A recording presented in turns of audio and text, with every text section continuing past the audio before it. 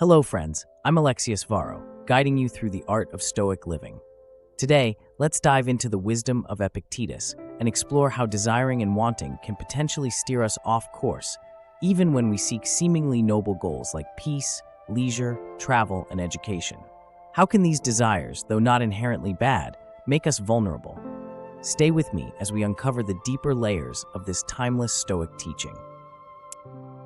Epictetus once said, "Remember that it is not only the desire for position and wealth that makes one low and subordinate to others, but also the desire for peace, leisure, travel, and education. In short, whatever belongs to the external world, valuing it means submitting to another. Wherever there is fervent striving, there is also obstruction." These words are incredibly profound, not just for the ancient world, but for our modern lives as well. So what exactly does Epictetus mean here? He's not telling us to abandon our pursuits of peace or education. Instead, he warns against the frenzied desire and attachment to these external things. When our longing becomes intense, we set ourselves up for potential disappointment. Imagine so passionately wanting a vacation, but then a sudden change of plans leaves you stuck at home. How does that affect you? Think about how often we place our happiness in the hands of external circumstances. When we let our peace of mind depend on factors beyond our control, we become vulnerable. Our desires, whether for travel, a position at work, or even a few moments of tranquility, can control us if we aren't careful.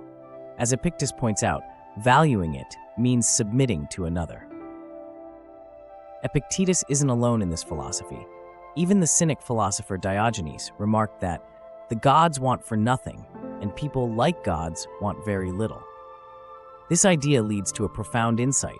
The less you desire, the more invincible you become. When you don't crave external things, your emotional state no longer hinges on them.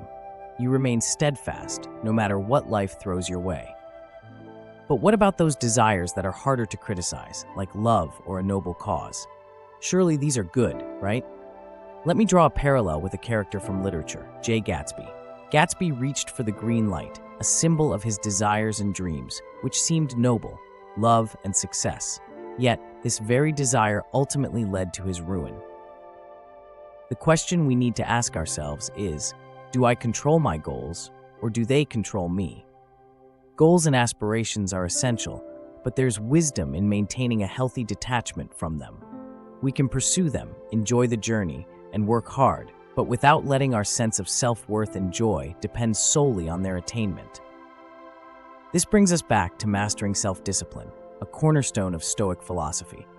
If we can learn to set our sights on internal virtues like resilience, ethical living, and inner calm, our external desires will naturally fall into place, balanced and without control over us.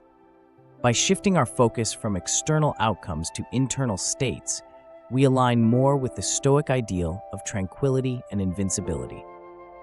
So here's a challenge for you. Whenever you find yourself fervently desiring something external, pause and reflect. Ask yourself, why do I want this? How will my life change if I don't get it? Can I maintain my inner tranquility regardless of the outcome? This practice not only aligns you with Stoic principles, but also cultivates a resilience that enhances your daily life. Thank you for joining me on this exploration of Epictetus' teaching on desire and control. Remember, the goal is not to shun ambition or dreams, but to pursue them with a clear mind and an unwavering sense of inner peace. If you found this video helpful, don't forget to like, share, and subscribe for more insights on Stoic living. Until next time, stay resilient, stay disciplined, and find your inner calm.